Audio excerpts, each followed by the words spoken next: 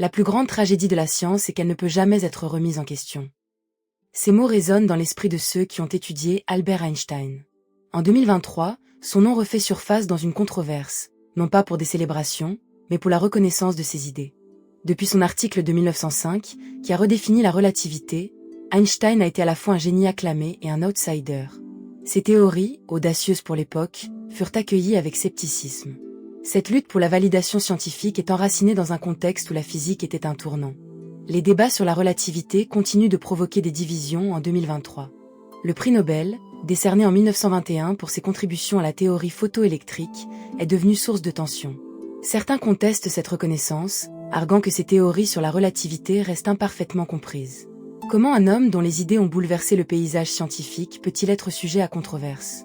La communauté scientifique, cherchant à jongler entre innovation audacieuse et tradition, se trouve à un carrefour. Ce désaccord touche profondément à la manière dont la science est perçue. Einstein, ce nom emblématique, se retrouve au centre d'une tempête intellectuelle lorsque le comité Nobel lui décerne le prix tant convoité en 1921. Pourquoi ce prix arrive-t-il si tard dans sa carrière? Pour une œuvre jugée révolutionnaire par certains, mais qui semble, pour d'autres, incomplète. Les échos de cette victoire sont teintés de scepticisme, tandis que la communauté scientifique émerge avec l'excitation d'un futur redéfini par la relativité. Le chemin d'Einstein fut parsemé d'adversité et de gloire. Les honneurs reçus à la fin de sa vie n'effaçaient pas les années de lutte. Son héritage soulève des réflexions sur la reconnaissance dans la science. Peut-on vraiment juger un scientifique par ses récompenses? Les médailles capturent-elles la complexité de ses luttes? La quête d'Einstein devient métaphore de la condition humaine face à la vérité et à l'innovation. L'histoire d'Einstein transcende ses découvertes. Elle réside dans une lutte contre l'incompréhension et le désir d'un monde qui refuse d'accepter l'innovation. Son récit demeure une inspiration pour ceux qui se battent pour faire entendre leur voix face à la pensée dominante. Ainsi, tout en réfléchissant à la vie d'Einstein, interrogeons-nous sur notre rapport à la reconnaissance. Comment réagissons-nous face à ceux qui osent défier le statu quo? Que nos luttes soient un reflet de notre propre potentiel et de notre capacité à laisser une empreinte dans le monde. Pendant les années qui ont précédé la première publication de la théorie de la relativité restreinte en 1905, le monde scientifique était dominé par des convictions bien ancrées. Les lois de Newton, qui avaient guidé la pensée scientifique pendant plus de 2 siècles, étaient considérées comme la pierre angulaire de la physique. Cependant, Einstein, en tant que jeune expert en physique au bureau des brevets de Berne, en Suisse, ne se contentait pas des certitudes de son époque. Cette position humble, assise à une table de travail remplie de papier, était le point de départ de réflexion qui se transformerait en des idées audacieuses sur le temps et l'espace. Sa théorie de la relativité restreinte, présentée dans un brillant article, remettait en question la notion même de simultanéité. Pour beaucoup, l'idée que 2 événements pouvaient être simultanés pour un observateur et non pour un autre défiait la logique. Mais Einstein, avec un esprit visionnaire, savait qu'il touchait à quelque chose de fondamental. La mesure du temps n'est pas absolue, mais relative, écrivait-il. Ces mots, qui résonnent encore aujourd'hui, émanaient d'un homme qui comprenait que la vérité scientifique ne venait pas uniquement de l'expérimentation, mais également de la pensée intuitive. L'impact de ces idées ne se faisait pas attendre. En 1919, lors d'une éclipse solaire, des astronomes britanniques, dirigés par Arthur Eddington, ont profité de l'occasion pour tester les prévisions d'Einstein. Ils ont mesuré la courbure de la lumière des étoiles passant près du Soleil, comme le proposait la relativité générale. Lorsque les résultats confirmèrent les théories d'Einstein, le monde fut bouleversé. Cette validation publique de ses idées transforma Einstein, le physicien marginal, en superstar mondiale du XXe siècle. Les couvertures de journaux le présentèrent comme un génie, mais derrière cette gloire, se cachait une lutte intérieure. « Je ne fais que peindre à l'eau, et j'ai encore tant à découvrir », confia un jour Einstein, témoignant de son propre doute persistant malgré les honneurs. Ces mots illustrent la dichotomie entre la reconnaissance extérieure et l'angoisse interne du créateur. Ce combat, commun à tout artiste ou scientifique, est ce qui rend l'histoire d'Einstein si fascinante et humaine. La recherche de la vérité est rare en ce qu'elle s'accompagne souvent d'une solitude. Cette solitude, à l'image d'un phare sur une côte tempétueuse, émettait un signal aux âmes perdues, appelées à repenser les fondements de la science. Mais ce n'est pas seulement la relativité qui consacre le génie d'Einstein. En 1905, il publia également un autre article révolutionnaire sur le mouvement brownien, fournissant une preuve expérimentale de l'existence des atomes. Ce concept, souvent ignoré, était une pierre angulaire de la physique moderne. La façon dont il reliait la théorie à l'expérience était unique. Il imaginait un monde où des particules invisibles dansaient autour de nous, influencées par des collisions microscopiques. Les implications de cette révélation nourrissaient un débat plus large, celui de la structure même de la matière. Que savons-nous véritablement? Les travaux d'Einstein sur la relativité générale, publié en 1915, ont approfondi cette quête. Il a élargi sa vision pour inclure la gravité, un concept qui, pendant des siècles, semblait inébranlable. En décrivant la gravité comme une courbure de l'espace-temps, il a ouvert la voie à des idées telles que les trous noirs et l'expansion de l'univers.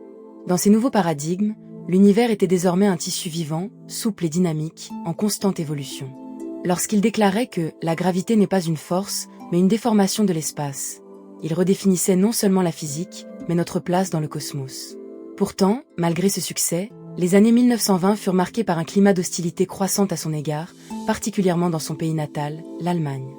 Les idéologies politiques et les tensions montantes des mouvements antisémites ont pesé lourdement sur sa vie. L'homme qui avait apporté tant à la science se retrouva en proie à la persécution.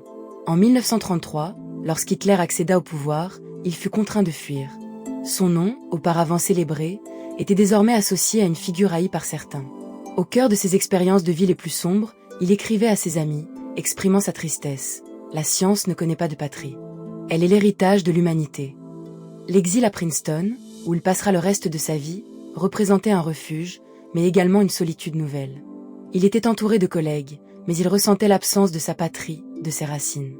Ses réflexions sur la science et la société devenaient plus profondes. Il s'interrogeait sur la responsabilité de la science face aux questionnements éthiques.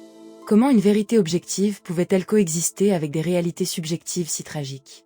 Ses pensées le tourmentaient. Nous ne pouvons pas attendre la réconciliation par la science elle-même. Elle doit être accompagnée de la sagesse humaine, affirmait-il, conscient du potentiel destructeur que ces découvertes pouvaient engendrer si elles n'étaient pas guidées par la morale. Ses luttes personnelles ne diminuaient en rien son influence sur la communauté scientifique. Durant les années 1930, ses avertissements sur l'utilisation potentielle de l'énergie nucléaire se concrétisèrent avec le développement de la bombe atomique.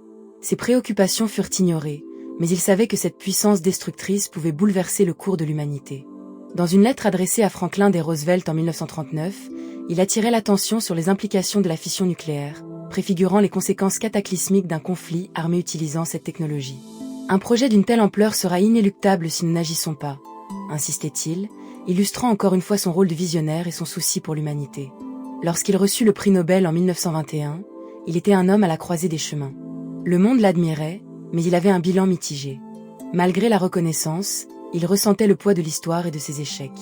Ce prix, bien qu'important, ne pouvait pas compenser les luttes qu'il avait traversées. Il écrivait dans son autobiographie « Les découvertes scientifiques sont souvent prises par le monde comme des vérités. Pourtant, elles sont le fruit d'une lutte, d'une passion et parfois d'un sacrifice. » Son parcours ne peut être résumé par un prix. Il incarne l'esprit de l'homme confronté à l'incompréhension et à la résistance. Dans l'ombre de son génie, il laisse derrière lui une leçon précieuse. La science est un cheminement collectif, un dialogue entre la curiosité humaine et le monde qui l'entoure. Einstein nous rappelle que chaque découverte est à la fois une victoire et un défi, une célébration de la connaissance, mais aussi une humilité face à l'immensité de ce qu'il reste à apprendre.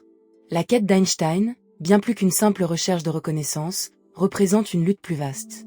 Comment faire entendre sa voix dans un océan d'opinions? Comment défier les dogmes établis? La vie d'Einstein est un témoignage poignant de la résilience, de la recherche inlassable de la vérité, même lorsque les vents de l'hostilité soufflent fort. Son héritage, qui continue d'influencer notre compréhension du cosmos, nous pousse à interroger nos propres valeurs. Quels sacrifices sommes-nous prêts à faire pour défendre nos convictions? À quel point sommes-nous ouverts à l'innovation, même si elle contrarie nos croyances? La vie d'Einstein, avec ses luttes et ses triomphes, nous rappelle que chaque voix compte, qu'il est essentiel de questionner le status quo. En définitive, la reconnaissance que nous accordons aux figures d'exception comme Einstein doit être repensée. Ce n'est pas seulement leur génie qui mérite d'être honoré, mais aussi leur lutte, leur humanité. À travers leur victoire, c'est notre propre potentiel que nous redécouvrons. Comment pouvons-nous, à notre tour, contribuer à l'évolution de notre monde? Que notre propre parcours, même semé d'embûches, nous inspire à tracer notre route avec conviction, envers et contre tout.